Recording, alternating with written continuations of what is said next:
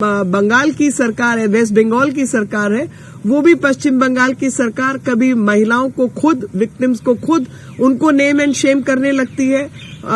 लोगों के साथ छेड़छाड़ की घटनाएं बढ़ रही हैं। किस प्रकार से लगातार महिलाओं के प्रति होने वाले अपराध जो है वो बंगाल में पाए जा रहे हैं। और ममता दी जो माँ माटी मानुष की बात करती थी, आज उन्होंने उस देवी क्षेत्र को बॉम्ब, बुलेट और बेटी के साथ अन्याय में बदल दिया है। ममता जी जो खुद महिला है, उनका बयान आया कि ये लव अफेयर का मामला था।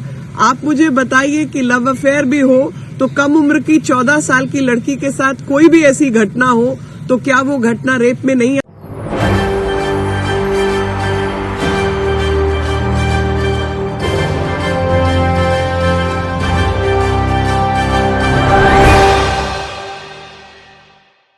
वाला है। और जहां एक तरफ देवी पक्ष शुरू होने वाला है, देवी क्षेत्र से ऐसी अभद्र घटनाएं और ऐसी दुखदायी घटनाएं जो है वो ये सब सुनना पड़ रहा है और देखना पड़ रहा है। अत्यंत दुख का विषय है, जिसमें एक लड़की की गर्दन काटकर पूल ऑफ ब्लड के अंदर खून के बीच में लाश मिली है, जली हुई हालत में, ताकि उसका चेहरा ना पहचाना जाए। और ये 24 परगना बंगाल की घटना है। और ये घटना याद दिलाती है किस प्रकार से लगातार महिलाओं के प्रति होने वाले अपराध जो है वो बंगाल में पाए जा रहे हैं। और ममता दी जो माँ माटी मानुष की बात करती थी, आज उन्होंने उस देवी क्षेत्र को बॉम्ब, बुलेट और बेटी के साथ अन्याय में बदल दिया है, जो कि इन सब चीजों से स्थापित होता है। कल ही का विषय है कि एक बीजेपी कार्यकर्ता के घर में घुसकर उसकी माता की हत्या की गई। उससे पहले 5 साल की बच्ची का बलात्कार हुआ, 14 साल की बच्ची का बलात्कार हुआ, जिसके अंदर दुख की बात है कि ममता जी जो खुद महिला है, उनका बयान आया कि ये लव अफेयर का मामला था। आप मुझे बताइए कि लव अफेयर भी हो तो कम उम्र की 14 साल की लड़की के साथ कोई भी ऐसी घटना हो तो क्या वो घटना रेप में नहीं आती? ये तो देश का कानून है। और देश की में किसी राज्य की मुख्यमंत्री को देश का कानून भी पता होना चाहिए। तो जब भी इस प्रकार की घटनाएं पाई जाती हैं, आपकी रिपोर्ट्स के माध्यम से, मीडिया की रिपोर्ट के माध्यम से ये सब जानकारी हमारे सामने आई और हैरानी होती है ये सब सुनकर कि बंगाल जैसा प्रदेश, जहां पर जनरली जो लोग हैं वो महिलाओं के अधिकार और देवी पूजक हैं, और वहां के समाज में ये जो इतना बड़ा बदलाव दिखाई दे रहा है, उसके लिए कहीं ना कहीं राज्य की जो सरकार है वो जिम्मेवार है। क्योंकि बलात्कारियों को अगर आप शरण देंगे, उनके खिलाफ कार्रवाई कमजोर होगी, तो लगातार इस तरीके की घटनाएं बढ़ेंगी। और जब आपको कोई मुख्यमंत्री ऐसी मिले जो कि सरकारी जो एडमिनिस्ट्रेशन है, प्रशासन है, उसको जिम्मेवार या उसको कार्य के प्रति प्रतिबद्ध करने की बजाय लोगों को ब्लेम करे, तो उनका हौसला बढ़ता है। जैसे इस समय पर ममता दीदी ने कहा कि पॉपुलेशन बढ़ रही है इसलिए रेप का इंसिडेंट बढ़ रहा है, तो ये कहने से यानी लोग खुद जिम्मेवार हैं, ना कि सरकार या पुलिस के लोग जिम्मेवार हैं। और आकर जब भी ऐसी घटना घटे तो किसी को भी ब्लेम करो, कभी विक्टिम जो है वो खुद जिम्मेवार है, जैसा कि वो 14 साल की बच्ची के केस में हुआ, उसको लव अफेयर बताया। और मुझे याद पड़ता है पार्क स्ट्रीट का केस, जिसके अंदर उन्होंने उस विक्टिम के खिलाफ कुछ और कहा था। 40 दिन के भीतर 15 इस तरीके के मामले पाए गए।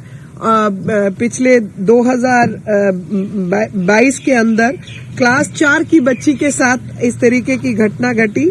तो मैं जानना चाहती हूं आपके माध्यम से कि सरकार इस केस में कुछ काम करने वाली है या बाकी किसी को भी ब्लेम करने वाली है? इनके नेता आकर उसके ऊपर लीपापोती का काम करते हैं। जब ऐसी भी अभाग्यपूर्ण घटना घटती है तो ऐसी घटना में ना तो I.N.D.I.A वाले कुछ बोलते हैं, जैसे कि बंगाल भारत का हिस्सा नहीं है और बंगाल में कुछ होता है, दुर्भाग्यपूर्ण घटना होती है, तो वो किसी की जिम्मेवारी नहीं है।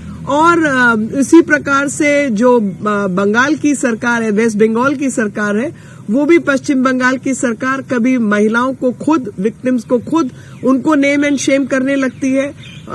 लोगों के साथ छेड़छाड़ की घटनाएं बढ़ रही हैं। और कभी किसी और को जिम्मेवार ठहराएंगे, लेकिन प्रशासन को या जो अपराधी हैं उनकी कोई जिम्मेवारी नहीं बनती।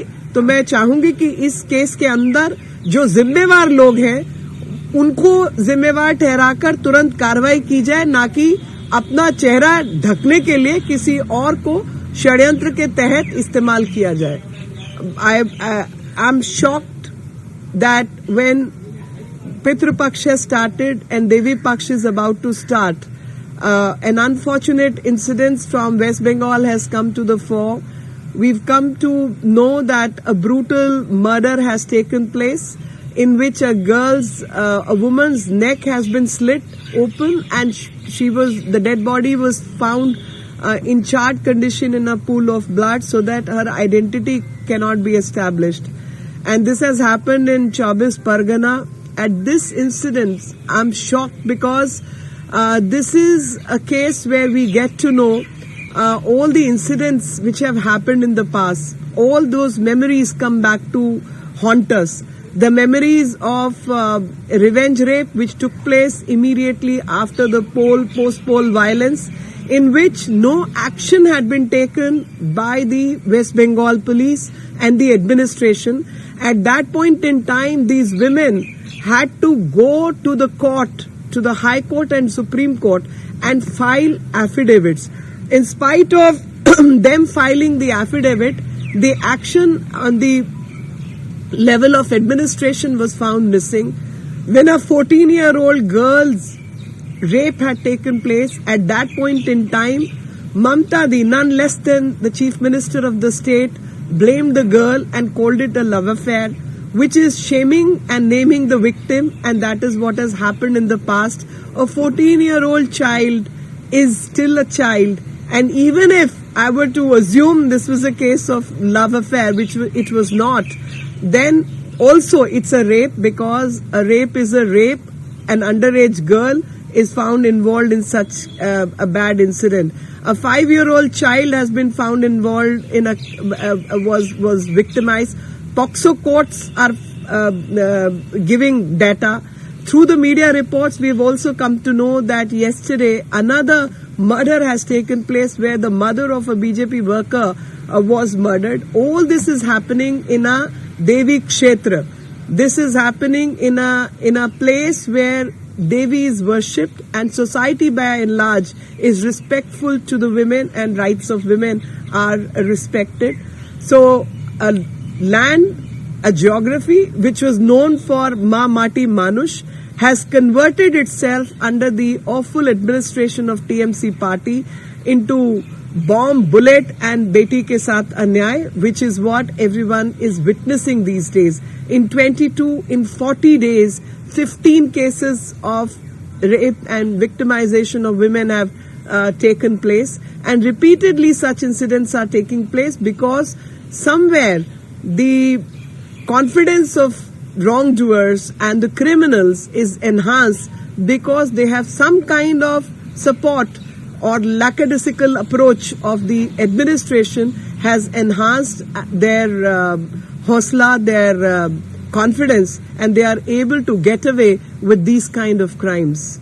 If there is any question, I'll take that question. में भी एक मामला सामने आया है मैम, वहाँ पर जयपुर जिले के जमवाराम गढ़ क्षेत्र में महिला को जला दिया गया और उसको फेंक दिया गया है सड़क पर।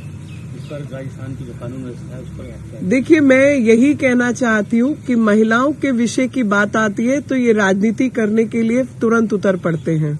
महिलाओं के साथ दुर्भाग्यपूर्ण घटना किसी भी राज्य में हो, उसको हमें सिंगल हैंडेडली कंडेम करना है और कानून व्यवस्था को उसके पक्ष में लाके खड़ा करना है।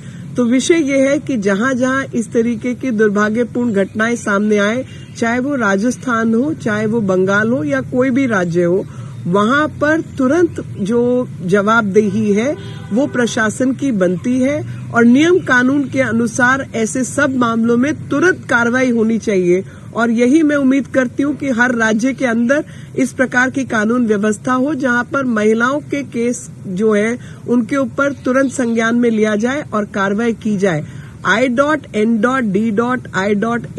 वालों से मैं जानना चाहती हूं कि इन दोनों के प्रति आप कुछ अपना बयान देंगे मैं लड़की हूं, लड़ सकती हूं, मगर जिन लड़कियों की लड़ाई है उनके साथ आप खड़े हुए क्यों नहीं दिखाई दे रहे?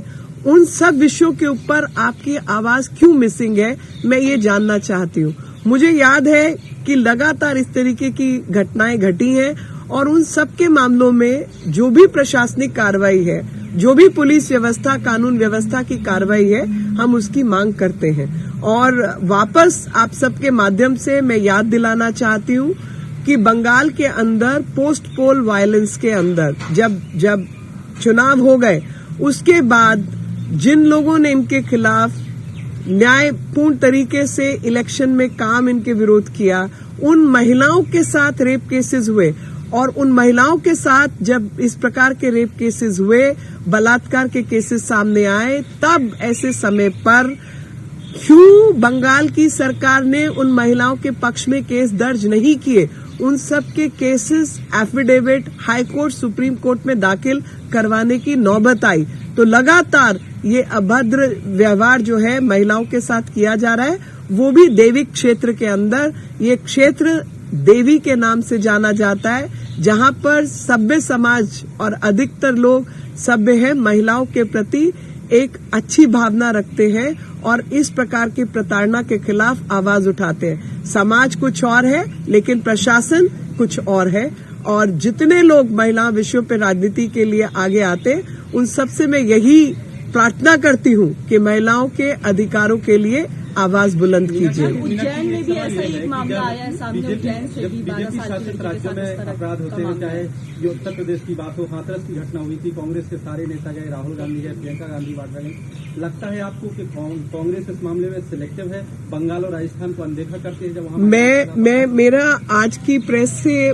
सबको यही संदेश देने का मामला है कि चाहे वो उत्तर प्रदेश का मामला हो, हाथरस का, जहां पर ये सब लोग पहुंचे थे, इन सबसे आग्रह है कि अब आप जो है वेस्ट बंगाल, पश्चिम बंगाल भी पहुंचे और वहां जाकर मामला दर्ज हो और जो हत्यारे हैं उनके खिलाफ कार्रवाई हो, इसकी मांग करें। क्योंकि चाहे वो हाथरस हो चाहे कुछ और हो, जहां भी महिला के साथ उत्पीड़न हुआ है, प्रशासन से यही मांग है कि प्रशासन बिना पक्षपात के महिला विरोधी मामलों के अंदर अपना काम करे और तुरंत कार्रवाई करे। लेकिन जहां प्रशासन काम कर रहा है वहां आप हस्तक्षेप करते हैं, लेकिन जहां प्रशासन का एक लचीला रुख है वहां पर आप नहीं पहुंचते हैं। तो मेरी आप सबसे महिला के अधिकारों की जो बात करते हैं, सबसे एक ही प्रार्थना है कि कृपया करके बिना पक्षपात के महिला विरोधी कार्रवाई जहां हो रही हो, आप उन सब मामलों में वही मांग करें और उसी के पक्ष में खड़े रहें। Ma'am, India Today investigation yesterday exposed how women trafficking of minor girls are happening in the state of Rajasthan, in Bundi, and there's another instance of Neemuch, Madhya Pradesh, where there are middlemen who are ready to sell girls as young as 14-year-old for human trafficking. No, I mean, whoever is working for the cause of women, without getting into the detail, trafficking is a very, very serious offense. And I know it's happening in Chhattisgarh also. So, all these places which have low-income economy, these incidents have been happening. I want everyone, a task force be formed, and each police department from one state to the another come on board and coordinate their actions, because ultimately it's a question of rights of women, and it's a question of young children who will actually be an asset for this country, and we are letting that be wasted. So I think as civilization we need to be serious about this, and we must take action against all the wrongdoers, irrespective of whichever state this is happening in. There was a shocking case in Ujjain as well, in 20-year-old rape. She fell, in fact, unconscious. People didn't come out for help. She walked for 8 kilometers before any help could be. So my compliments to the ashram who came forward to protect her rights and took her to the hospital and took her to the administration for registering of the case. And I would expect society to be more kind to the rape victims, and also the administration Administration came in action once the matter was brought to their notice. But I expect everyone to be kind to the victims and compassionate in all such cases. Come forward and support the girls who are victimized by such things.